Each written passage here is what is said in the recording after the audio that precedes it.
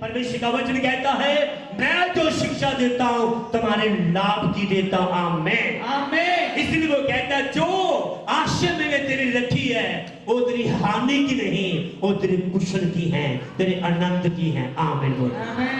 Hallelujah. Hallelujah. परमेश्वर कभी भी नेगेटिव नहीं है, परमेश्वर कभी भी छोटी सोच में नहीं है, परमेश्वर कभी छोटा नहीं सोचता। हालेलुया।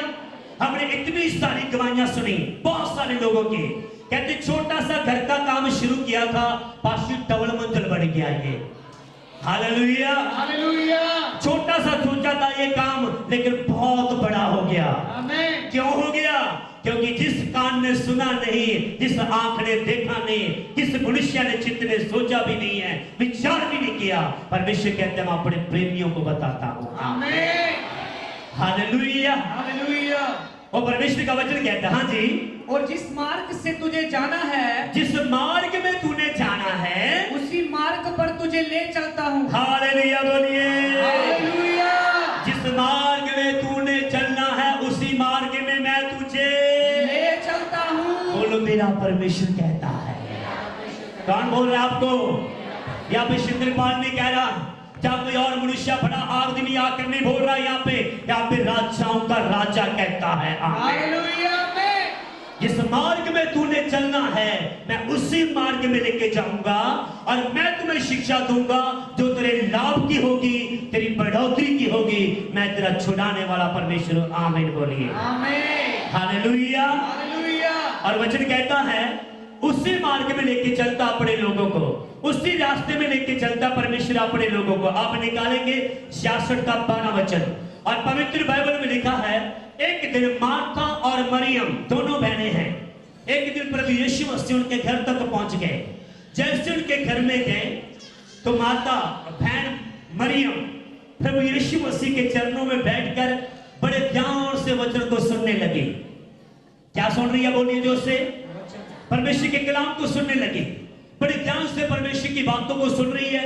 थोड़ी देर के बाद मार्था आती है, काम करती करती आकर गुरुजी को कहती है, गुरुजी मेरी बहन मार्था को चिंता नहीं है क्या? इन्हें फिक्र नहीं है? मैं रसोई में काम करती हूँ, इतने सारे काम है, इतनी सारी बातें, इतने लोगों का खाना बनाना, और टेंशन से भरी हुई है।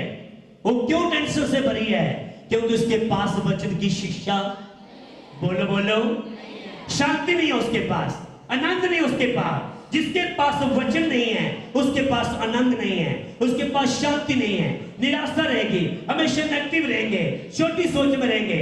अत्ते ठीक हुए यहाँ, हरे बीमारी रही है, हरे आ काम रह गया, हरे ओ रह गया, इस तरह की सोच में रहते हैं। पर जिन्हें को वचन होता है ना वो इस सोच में नहीं रहते कभी। बोलो हालेलुया। हालेलुया। क्योंकि वचन कहता है मैं तुम्हें तुम्हारी हानि की नहीं तुम्हारे आनंद की शिक्षा देता हूं, तुम्हारी बढ़ोतरी की शिक्षा देता हूं, तुम्हारे घाटे की नहीं तुम्हारी बढ़ोतरी की होगी। बोलो आमीन। आमेन। अगर परमेश्वर के पास रहेंगे, परमेश्वर के नजदीक रहेंगे, अब अच्छी शिक्षा पाएंगे, अब कभी डिप्रेशन में नहीं जाएंगे, अब कभी टेंशन में नहीं जाएंगे, अब कभी परेशान नहीं होंगे, क्योंकि प्रभु के पास रहकर आप शिक्षा प्राप्त करते हैं।